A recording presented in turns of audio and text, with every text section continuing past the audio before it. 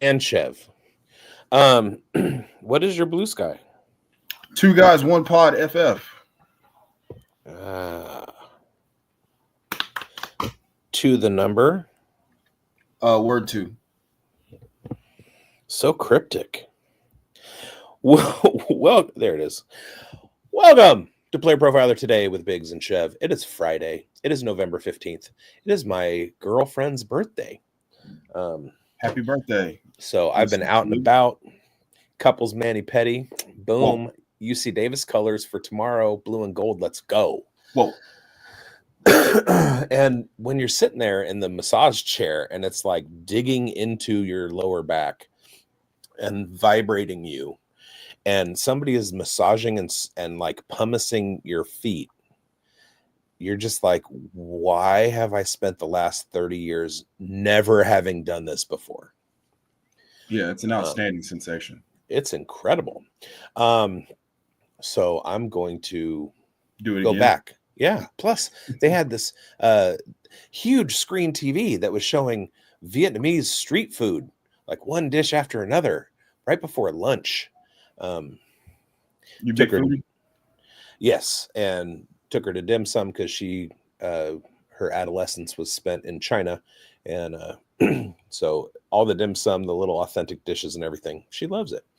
Anyway, we're not here to talk about me and my girl. We got a relationship. We're here to talk about football. We're here to talk about the NFL, and we're here to talk about Week 11, which started off last night with an unhinged Saquon Barkley. Kid was bananas. He went bonkers. Went It feels off. so good. Yes, it feels so good to see like fully unhinged Saquon, like behind a like in a functional offense behind an elite offensive line. Like, yeah. And for those of you who were watching the Thursday night tailgate with me and Grindberg over on the Player Profiler channel before the game started, you saw me call Saquon Barkley RB1 week because I was looking through the thing and it was like every other week is like RB 20 something, RB1, RB 19, RB1, and this was his RB1 week. So every other week. Jane Daniels, we got to see the chart that somebody made today about Cliff Kingsbury's offense, and it goes whoop woo every season, whoop woo, and it's on track doing the same thing. They're trying to attribute it to defenses learning the system and how to defense it. Also, running quarterbacks primarily wearing down over the course of the season, but the Commanders are right on track to do Cliff Kingsbury things and just go into the tank for the last 6 games of the season. So that's an interesting note. If you recall, like Terry McLaurin started off really slow to the season, and I'll have to find it, but there was a chart where it was like Terry McLaurin's alignments, and it was just him on the right, like the left side of the formation, or excuse me, the right side of the formation, defensive left, like 85% of the time. And then it went back to DeAndre Hopkins usage with Cliff Kingsbury in Arizona, and it was just him on the right side of the formation like 85% of the time. So, I mean, you can like cloud and like put like basically double team him and take him out of the equation. And if you do that and Zach Ertz becomes your primary option, your offense isn't going to work even with a dynamic talent like Kyler Murray or Jaden Daniels. Come on, Cliff. We out here. We're charting you, buddy. And we got your number. You're getting paid millions and we got you. That's terrible. Listen, he fails forward more than any coach outside of Lane Kiffin that I have ever seen. I know he could have been on the Raiders, and now he's going to the playoffs. So, you know what I mean? That's just like serendipitous. It's like, hey, I am Cliff Kingsbury. Good things happen because I am Cliff. Yes, that. All right, let's get to some injury news. We got Nico Collins designated as healthy, no questionable tag. Nico is back. We'll get into that when we get into the Houston Texans preview. The other one is our boy Marshawn Lloyd. Just like he keeps falling down the bad luck tree and hitting every limb. Dude, somebody's got a voodoo doll on him, and they're just they're just pushing buttons at this point, man. I don't know.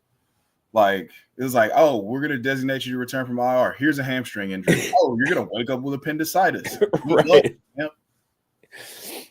So yeah, the football gods are not into the Packers this year. I think they're still trying to destroy the karma from the Aaron Rodgers years. We got the Green Bay Packers at 6-3 in a divisional matchup against the Chicago Bears, who are 4-5.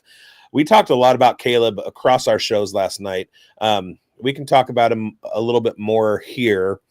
But for the Packers, we have Marshawn Lloyd out with appendicitis and emergency surgery likely. Jordan Morgan is out with a shoulder injury. Colby Wooden is doubtful, and Jair Alexander and Evan Williams, my buddy, not the football player, the black bottle of whiskey. They are questionable. For the Bears, we have Kieran Amagaji and Tevin Jenkins. I really like Tevin Jenkins coming out in the draft. They are out, and Montez Sweat and Tarvarius Moore are questionable. The Bears are coming off a firing of Shane Waldron. They have a new offensive coordinator in the mix. We talked a lot last night. I was expressing my doubts at Caleb Williams' ability to process yet in his career. It'll take some time. And then you had a different take, maybe a new coach bump, which I called for the Saints last week. Many will recall. Although we'll see if it works for the Raiders. So Packers this week. Yeah, Packers big time. Packers cover, Packers win. Josh Jacobs, start of the week, all of that. Packers are going to go on a second half rampage. I'm also going to predict a big game for Christian Watson. You heard it here first. Well, I was asking you last night if I should go pick up Christian Watson, and you said no. Well, I mean, it's a bold call. Like, there's like a 5% chance that this actually happens because I want it to happen really bad. Gotcha. This is gut, not analysis. Oh no, this is just straight vibes. This is just me. Like, this is just me saying, hey, I believe in Christian Watson. I think that he's really good, even though he hasn't really shown us that much over the course of the last 3 years. Well, I had the same vibes last night when I was asking, and so I might just go ahead and mess around and do it. In my home league, we got a guy who tried to get Breece Hall from me, but he got outbid by 6 draft picks. He just dropped a 26 second and 227 picks, a second and a third for Josh Jacobs. Homeboy, you are like in the last spot in the playoffs. You have a losing record, and you're mortgaging your future for an at-age running back. What are you doing? But this isn't a fit. People play the game different. But you're right. This isn't a fantasy show. That's my. All right, we have another one. Okay, so back to the Packers and Bears. It's a 6-point spread, and you have the Packers covering. All right, we got another North tilt with the Detroit Lions, but they're facing the Jacksonville Jaguars. Trevor Lawrence is out. Tank Bigsby is out. Keelan Robinson is questionable. Ezra Cleveland is questionable. Mason Smith as well. For the Lions, Sam Laporta was designated out today. So Brock, the other Brock, has been a huge ad all over fantasy. Broderick Martin is out. Emmanuel Mosley is out. Ifeatu Melifonwu, brother of Obi, is out as well, and Ben Neiman is questionable. Let's look at the point spread on this one. It is, I think it's 13. I'm pretty sure that's the biggest spread of the year. At least the biggest one I can recall. Yeah. I mean, I don't recall a 14. My money's on Jags to cover. That's the prudent move, but also, do you really want to be betting on the Jags in the year of 2024? I got $1. I mean, hey. Shout out, little rascals. Hey.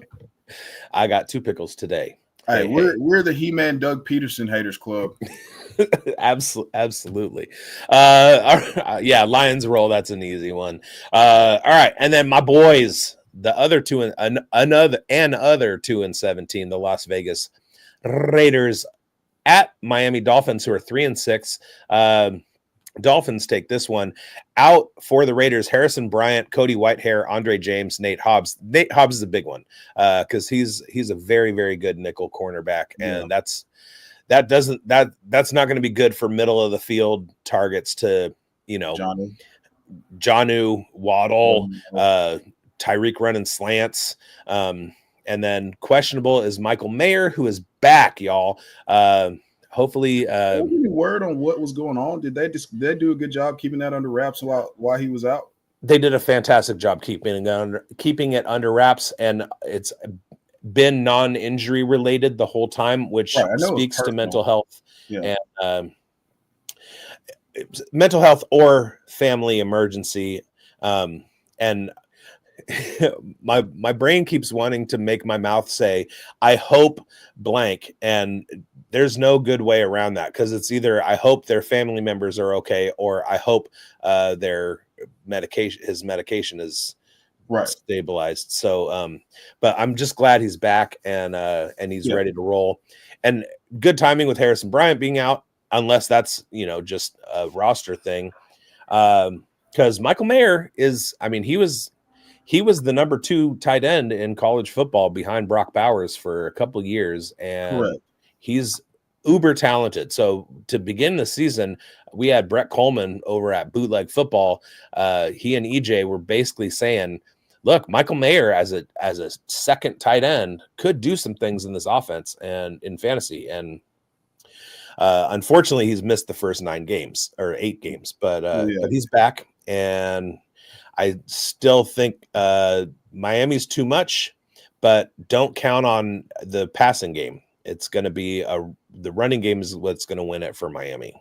Yeah, dude. If you can get a coordinator like Drew Petzing with like Brock Bowers and Michael Mayer, you could do some real damage. Like if you had Trey McBride and like Michael Mayer with like in that Drew Petzing offense, like it's. But fortunately, you got the Turner family calling the plays now, so you got to be excited about that, And T. Higgins and Treylon Burks and who else are we getting? Deontay Johnson. We're throwing the checkbook at all of them. So Miami is a comfortable 7.5 point favorite at home. 10 o'clock or early game for the Raiders traveling across the country. Yeah, how I feel about that. I definitely don't see the Raiders doing much this week. Although whichever wide receivers are lining up on the outside, they're going to have a rough day. But that's our only saving grace. Yeah, Miami's pass defense is really, really good out of nowhere. Like, I did not expect them to be very good this year. Out of the Raiders beat reporters today came a tweet that was a quote from an article about Gardner Minshew saying he's changing his mindset to what? It was to uncomplicate things, I think. I can just gonna have like a Post-it note on his face mask, right? Like, what are you changing it to? It was like what? Like how? Okay, so we're gonna change. What do you like? Like, hey, play more reckless. The headline, and this is from Hondo Carpenter at Sports Illustrated. Raiders Gardner Minshew reveals new simple mindset. And so I said, yeah, because his mindset was the problem all along. Right. For the Dolphins, to your teammates. Yeah, that's important. For the Dolphins, Kendall Fuller is out. Raider legend Alec Ingold, Teron Armstead, Robert Jones, Isaiah Wynn, and Patrick McMorris are questionable. The Los Angeles Rams travel to New England. They are playing the Patriots without Rob Havenstein. Havenstein, Neville Gallimore, Charles Woods. Joe Notaboom is doubtful. Byron Young and Josh Wallace are questionable. For the Patriots, they have nobody out, nobody doubtful. It's Vidarian Lowe, Dietrich Wise, Christian Barmore, Daniel Ekuale, Jacqueline Roy, Jacques Waugh, Christian Ellis, Sione Takitaki, Alex Austin, Kyle Duggar, and Marty Mapu. They are all questionable every week. This is a weird one because I know you like that booty. Drake I'm a May booty warrior for sure. Drake May is just another game seasoned from where he was before. The Rams are pretty heavy favorites, 5-point favorites on the road. Love the Pats to cover here. Yeah, that's I like them to win outright. But we shall see, because Matthew Stafford with Cooper Kupp and Puka Nacua, who are not injury, they have no injury designations. That's formidable. So I think it's going to end up being they're going to take the air out of the ball and give it to Kyren Williams 30 times. And if he survives that, he should be a really, really valuable play this week. Well, with a D end, 3 D tackles, 2 linebackers, a cornerback, and 2 safeties, all questionable, I think he'll survive. My gut says Patriots. My brain says Rams. We got a pillow fight. Cleveland Browns at New Orleans Saints. Michael Hall Jr. is out for the Browns. Jamal Williams, Lucas Patrick are out for the Saints. Cedric Wilson, Eric McCoy, Nefi Sewell, Pete Werner, Kool-Aid McKinstry, and JT Gray are questionable for the Saints. Derek Carr was on a heater last week, even though his receiving core is pretty dwindled. And you don't trust MVS? And Alvin Kamara, you can't let's limit his workload so that he can play another year at the same level that he's at right now. Marquez Valdez Scantling season. All right. This, as I said, is a pillow fight. I see the Saints winning. But Jameis revenge game. I've got the Browns all the way. Like, Cedric Tillman's gonna have a huge game. Nick Chubb's probably gonna have his best, most vintage Nick Chubb performance, because there's 9 Saints defenders that are out. I love the Jameis revenge narrative and him having all the weapons in the world. I like the Saints here. I like the Browns here, big time. See, I made you say it. All right. Probably the biggest game of the week. Well, one of biggest game of the week is an AFC. Is it North? I don't know.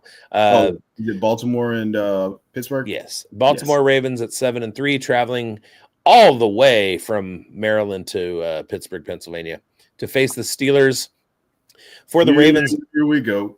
Arthur Mollett is out. Travis Jones is questionable. For the Steelers, Alex Highsmith and C.J. Henderson are out.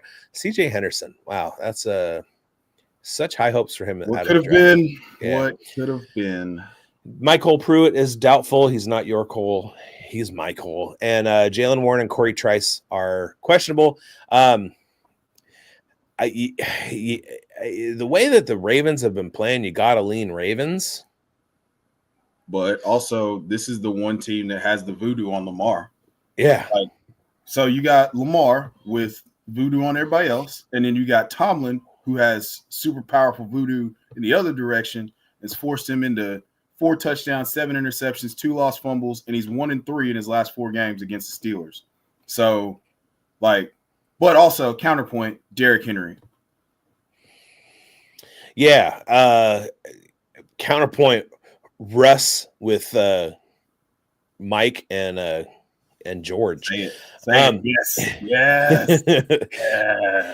The Pittsburgh Steelers have the advantage in the passing game. The Ravens defense has the advantage in the running game. So big day for the Steelers passing offense, and a big day for Derrick Henry. Right? There's snow on the ground in Vermont. So, Derrick Henry. this is where I think this is the equalizer that the Ravens need. Like somehow or another, like I said, Tomlin knows how to throw Lamar off of his game. That's just how it is. Like it's mixing up the pressures. It's like them being super disciplined in their rush lanes. But the way that you cancel all that is you hand it to the future Hall of Famer that you have in your backfield, who was leading the league in rushing prior to Thursday night and averaging over 6 yards a carry. So I can see them trying to shorten this game and then, just putting it in spots where Lamar can just be, the best athlete on the field. I really, really, I wanted to lean Steelers, but I mean, they're due to come back to earth. And if that passing game doesn't, I mean, if you don't, those aren't high percentage shots, even though those become like 70-30 balls with George and Mike. I'm leaning big time Ravens with Derrick Henry going, 20 for 150 and a touchdown or two. Now, I listened to all your words, and what I heard was Justin Tucker, late field goal to win it. Baltimore doesn't cover on the road. Yeah, Baltimore's not going to cover, but it's only 3.5. Yeah, I could see. Yeah, this is going to be. I feel like we're gearing ourselves up for this to be a high-scoring matchup. I mean, everything that I've tweeted from the news desk account is like, hey, here's why. Like, Zay Flowers, excellent, number 7 in the league in EPX. George Pickens, number 1 in the league in EPX. And it's going to be, 30 carries for Derrick Henry. And then, Ravens figure out a way to win. Now, Najee Harris not on the injury designations. Does he get 20 carries for 40 yards? Maybe. I doubt it though. I mean, if he sees 20 carries, I'll feel pretty good about about the Steelers winning. But I think that they're going to make the mistake of trying to throw the ball way more than they should, and that could go. It's going to go well for George, but it's not going to go well for them as a functioning offense. What about Russ trying to run with the ball? Can Russ still run? I don't know. I'm sure, like physically, yes. I mean, like the answer, like is like yes, he could physically run. He's probably one of the most fit people on earth out of the 8 billion people that are here. But amongst the 0.0001% of the guys that he'll be on the field with Sunday, can he escape? Like, can he escape the pocket and get away from the freak athletes that'll be chasing him? I don't know the answer to that question. Okay, so get this one wrong, and you got to do a pie in your face next week. Who has more rushing yards this week, Jared Goff or Russell Wilson? Can we go nil for both? If it's 0 for both, do I win? Yeah, I'll accept it. All right, we have a palindrome battle. 7-2 against 2-7. Oh, I've been waiting for this. For the Vikings, Gabriel Murphy is out. For the Titans, Leroy Watson, L'Jarius Sneed are out, and Justin Hardy is questionable. How big do the Vikings win this one? It's good. Closer, in the words of the immortal Lee Corso, closer than the experts think. Titans cover. Okay, less than 6. All right. I don't trust Sam Darnold. Sam Darnold and Will Levis are the Spider-Man meme, dude. All right. Fair. Looking at the notes, fade Darnold and wide receivers in DFS, and heavy fade Tony Pollard. Yeah. Quick question. Maybe you know this. I don't care to look it up. Did Tony Pollard's dad play in the NFL? He did not. He went to high school with my parents. Because there was a Pollard that I saw in an old game from the 80s that I was watching. No. He would not have been in the NFL in the 80s. Like no. I don't think that math works out. All right, and I will trust you because, again, I don't care to look it up. All right. Went to the same high school, like was in the same graduating class, like as my parents. His dad and mom, actually. That's awesome. All right, we have big time matchup. Two teams with lots of hopes. Anthony Richardson is back for the Indianapolis Colts, who were 4-6. They are traveling to New Jersey to face the Jets. For the Colts, Bernard Raymond is out. EJ Speed is questionable. Get back, EJ. I have you in IDP. And for the Jets, he is questionable with a knee injury. Interesting. Tyron Smith, Jake Hansen, CJ Mosley are out for the Jets. Devontae and Solomon Thomas, Raiders legend, they are questionable. Now, it's sauce, but it's also a revamped Anthony Richardson. Reloaded Anthony Rich 2.0. Jets are 4-point favorites.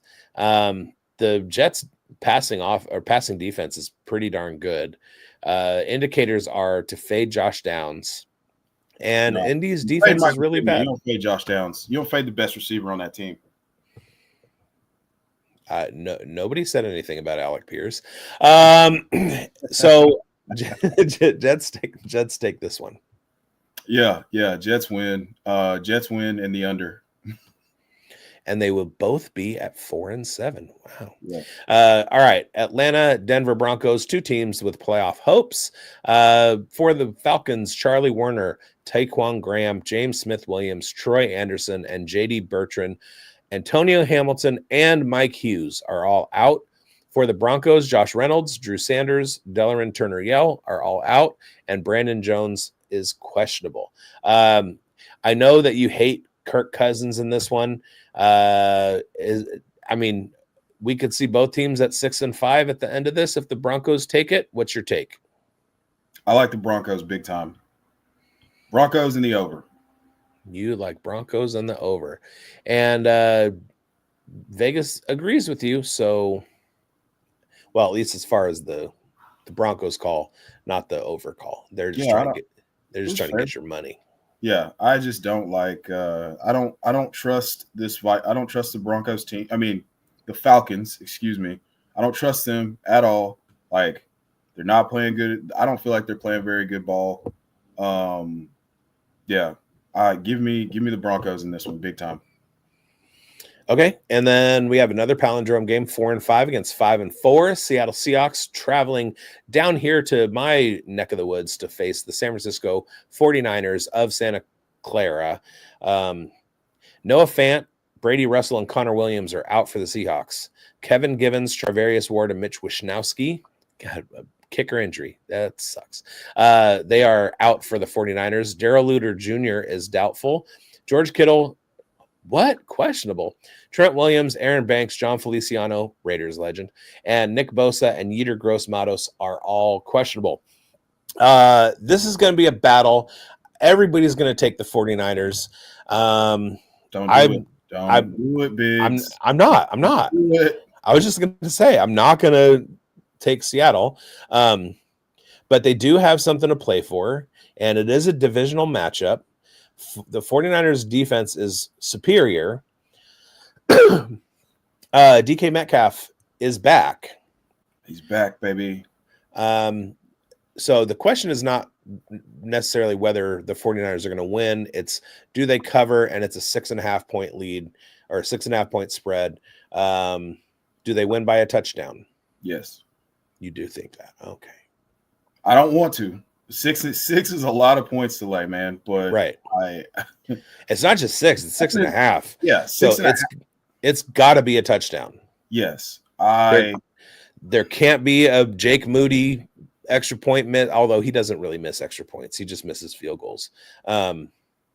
Yeah. I can't see a path with a healthy CMC, with a healthy with Brock Purdy and Juwan Jennings step into the Brandon Ayuk role, George Kittle being George Kittle. Like, they're gonna get eviscerated by the tight end position most of the time. Like, this is where Jonnu initially broke out.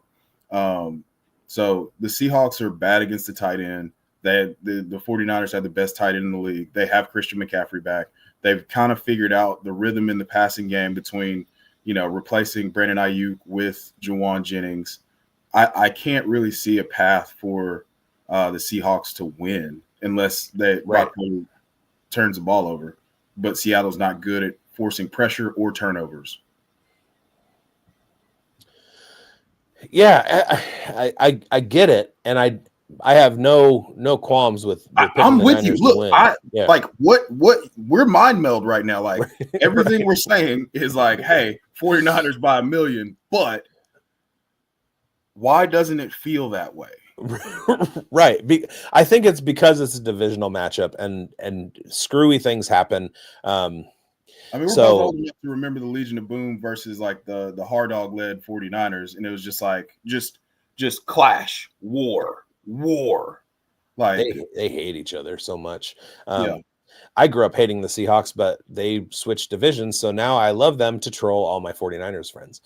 All right, let's get to a commercial real quick. On the other side, we will talk about the matchup of the week. Part 2.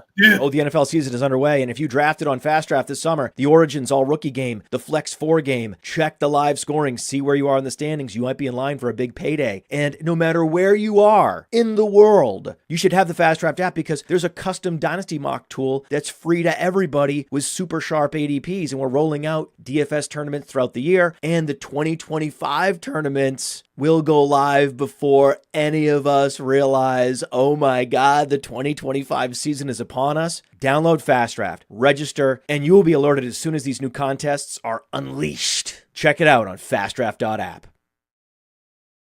And here's the thing. Those new contests are unleashed. We just launched the DFS package this week.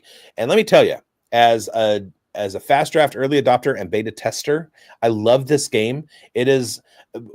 I mean, there's a competitor that I've done ad reads for where part of the sell is it's set it and forget it. You draft your lineup and then you leave it alone, and then you come back in January and, oh, look, I made money. Now I can lose it all on basketball props. But but this is different. This is different for 2 reasons. Number 1, it's called Fast Draft for a reason. That's because if you are in a draft, you are on a 20-second clock. You have to make your picks. So it behooves you to create your rankings beforehand. But when you create your rankings, what you can do is you can batch your entries. So what happens is you become a bot with your rankings and you get thrown into drafts. In each draft, there are 2 live people and 10 bots.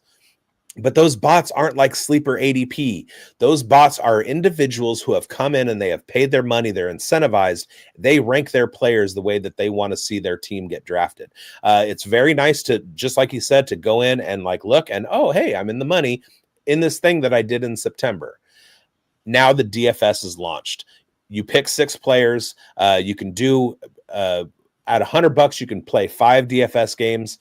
If you're doing that on a competitor's app or whatever, this is super easy, and it's very, very quick. You can nail you get 5 different leagues with 1 rankings, right? Fast Draft is absolutely wonderful, and shout out to us for making it happen for you. All right, let's get to this. Let's go. On to the matchup. This is the Kansas City Chiefs. They are on the road, traveling to Buffalo to face the Bills, who are 8-2. Kansas City, of course, the only undefeated team in the NFL, by way of a last-second field goal block, breaking the hearts of all of the orange people in Denver and fans across the globe. Shout out Johnny Tuma. Hate to see it, right? All right, for the Chiefs, Isaiah Pacheco is still out. Charles Omenihu is out as well. Omenihu. For the Bills, Omenihu. Keon Coleman is out. Dalton Kincaid is out. So go grab Dawson Knox while you can, because there's 7-8 targets per game that are vacant.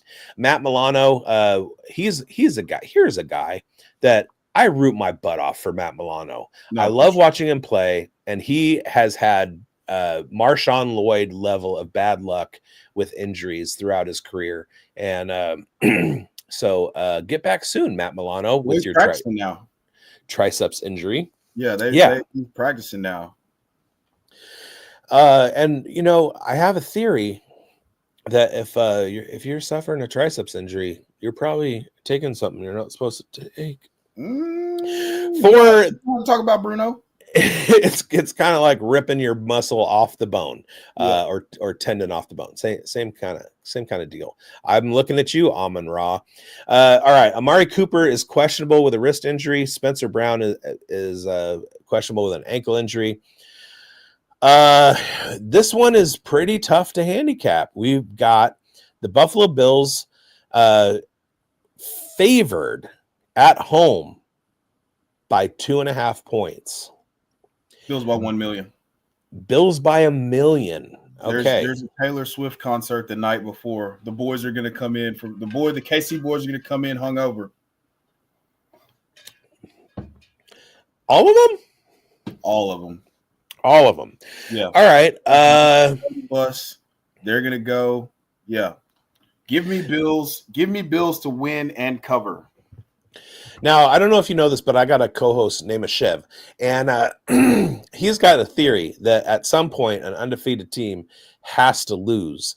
Now, I am of the hope that the Kansas City Chiefs run off their next 7 games as victories so that they can have their hearts broken in the playoffs or the Super Bowl. That's what I want to see. But you think this is the week that they get taken down? Yes. They've been flirting with disaster for too long. Like, right? They play the 49ers. Brock Purdy has his worst game, and then they backdoor play Monday Night Football against the Bucs. Mahomes is pretty pedestrian for most of the game, and then he just does Mahomes stuff in overtime because the Bucs can't figure out what to do with their secondary. And now they get outplayed at home with a rookie quarterback, and they find a way to win with special teams. All right, special teams, special. Good for you. But yeah, this is it. The Bills have owned the Chiefs in the regular season. Unfortunately, that's not the important season. So yeah, I like the Bills. Bills win, cover. Okay, now I'm going to galaxy brain this whole Las Vegas situation. And they have the Chiefs only scoring 21.5. They also have the Bills only scoring 24. So I'm taking the over first of all. Okay. Yeah, I can see that. This game, this spread gives me the feeling that Vegas is wanting people to put their money on the Buffalo Bills. Now, I will say this. If 70% of the money is on the Bills, that will change my answer expeditiously. I guess I could look that up. I'm trying to already. Let's see here.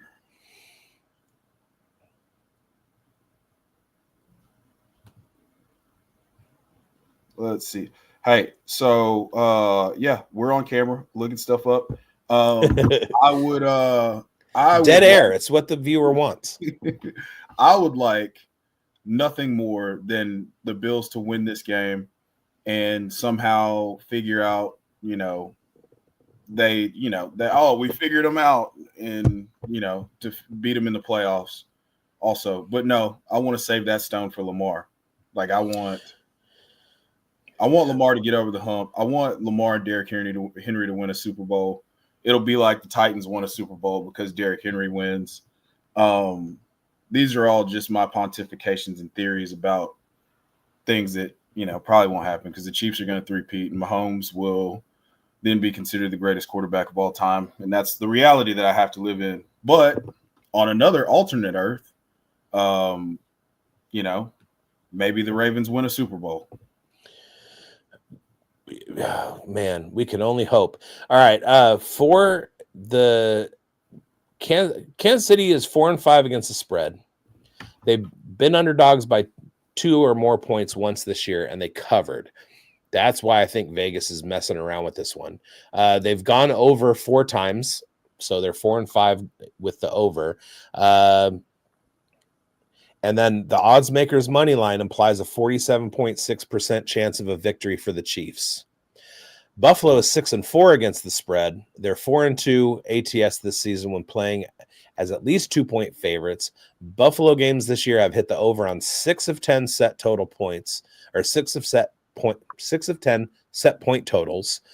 They were the money line favorite 7 times this season, won all of those games, and 56.5% chance to win this game on the money line. So they're undefeated as the money line leader. I'm still saying Chiefs. I'm still thinking that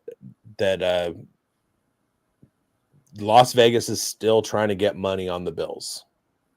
Okay. All right. I'll just have to let my theory might go on for another week, and then we're putting our bags on Bryce Young to end the streak. Well, that's the thing, is that one of us is going to be right. I'm not right. I'm not wrong. I'm just early. Right.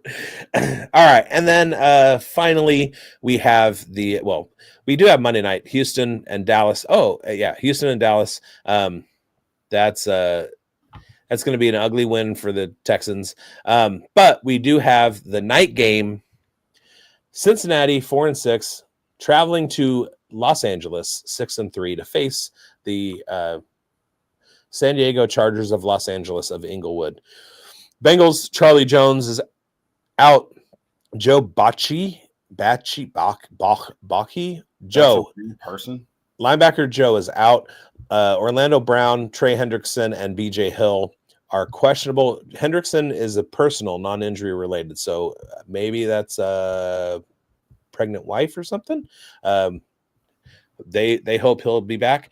Khalil Mack is questionable. Deion Leonard is questionable as well. The Chargers have been playing pretty well. I don't see the Bengals winning this game. Interesting. Yeah, the Chargers are playing complete ball. I mean, they mollywopped my favorite team last week. Just relentless pressure, 7 sacks. I think they get after Joe Burrow pretty good, but Joe Burrow just does Joe Burrow things, and they lose at the buzzer.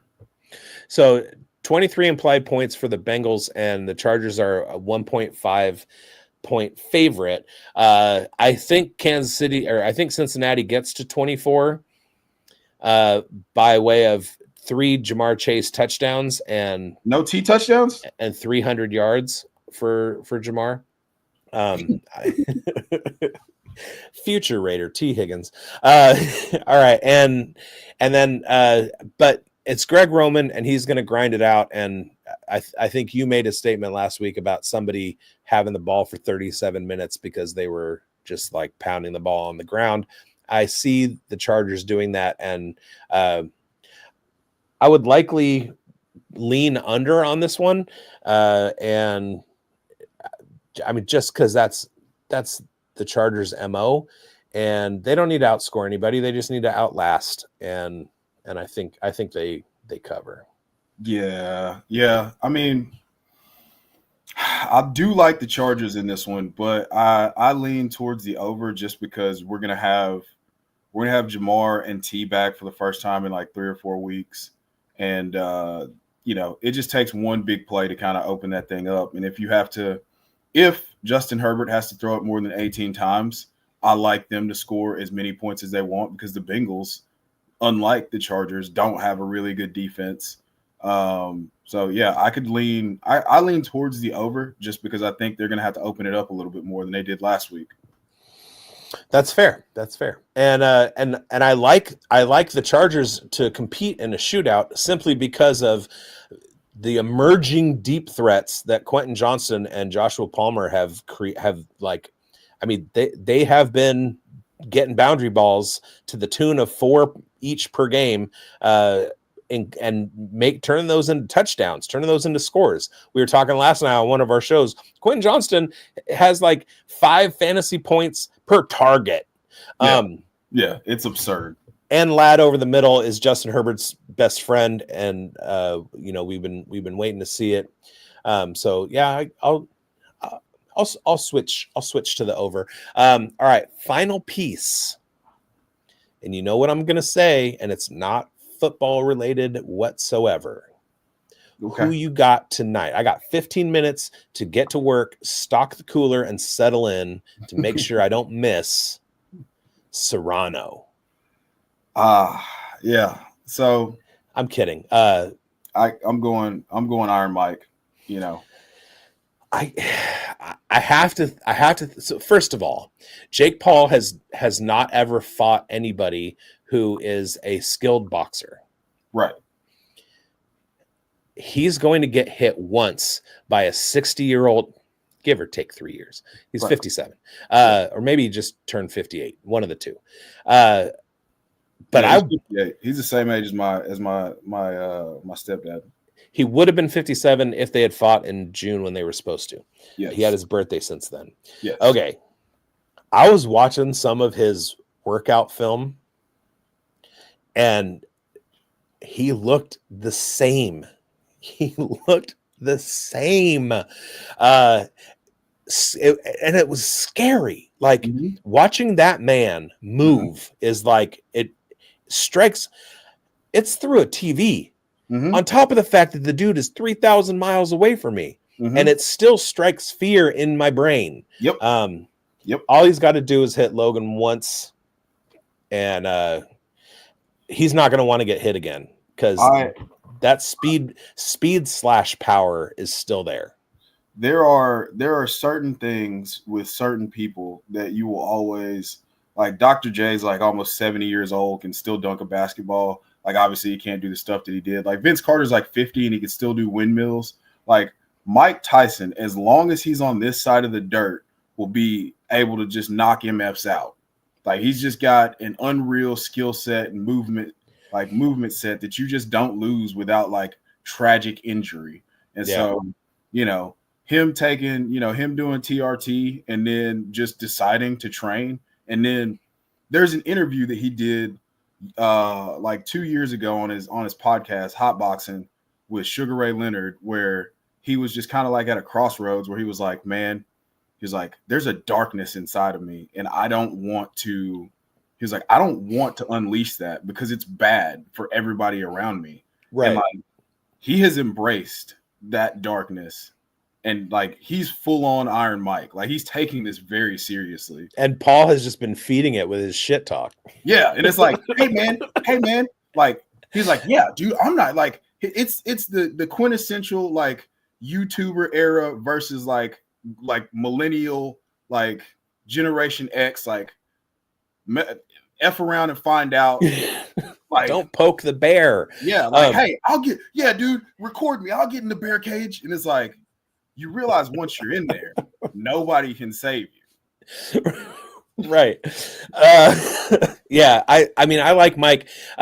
Logan hasn't fought anybody real. Mike still, I mean, regardless of how much he may have slowed down over the last 30 years, he still has some fierce power, and he's also still got the brain. And one of the things that, like, as a lifelong athlete, I know now that while my body fails me, the things that I couldn't do in my 20s physically, my brain has made up for. And I think he's going to fight a smarter fight than Logan Paul could ever fight. I don't think Logan Paul realizes what he's getting himself into. And no, he fought Roy Jones 2 years ago, and he said, man, when he hit me, like, I had to put a clause in, like, you can't knock me out. Like, he was like, he hit me, and it felt like I got kicked in the chest by a horse. Those are my two favorite fighters of all time, Mike and Roy. Yeah, like, this is not whatever Logan Paul thinks this is, or Jake Paul thinks this is, it is not. Look, it doesn't matter. Yeah. It doesn't matter which one it is. This is a terrible idea. If this is a real thing, right? Like there is the element that this is just for showmanship and like, yeah, we're just gonna, this is something that would attract the masses, which we're both lifelong Mike Tyson fans. So yeah, I'm gonna be keyed up for it. And I'm of the age to where I just find, Jake Paul annoying. And want to see him get knocked out. Like, if this is real, and this is a boxing match where they're going to try, like, he's going to try to knock him out. Jake Paul's going to sleep. I don't care if it's been 39 years. Watching him knock out Marvis Frazier in 17 seconds is one of the highlights of, of my life. And it's the same dude.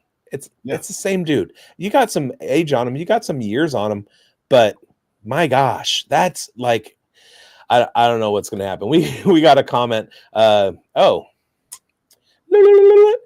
Ags, and also go Bears, because both of them are blue and gold because it's the University of California. What's up, Mike? All right, we're gonna get out of here so I can get to work. Everybody, thank you for watching. Thank you for lighting up the chat with the one chat, Mike Greinberg, and we will see you next week at 4:00 to run down the games for you right here on Player Profiler Today on the Player Profiler News Network. Also, go find our archive, playerprofiler.com/news. He's at Chev90 on Twitter. I'm at Big Boned at FFB. Also, you can find us on Blue Sky, Two Guys, One Podcast, and Big Boned over there. And, I was told there would be no politics. There was politics. But maybe it's not ads. So, but yeah. No anyway. Ads. No, we're good. No ads, no bots so far. Yeah, that's and just lovely people in the NFL space. So we'll see you next week. Thanks for watching. 2 buttons. I need a producer. From the Podfather to you, I deeply appreciate you tuning in. And many ask, what can I do? What can I do to help support the hosts, the research they do, the production costs? Go to playerprofiler.com, Dynasty Deluxe, World Famous Draft Kit, Rankings, DFS Dominator, and of course, data analysis. Subscribe to any one of those, and you support all of us and take Player Profiler to the moon.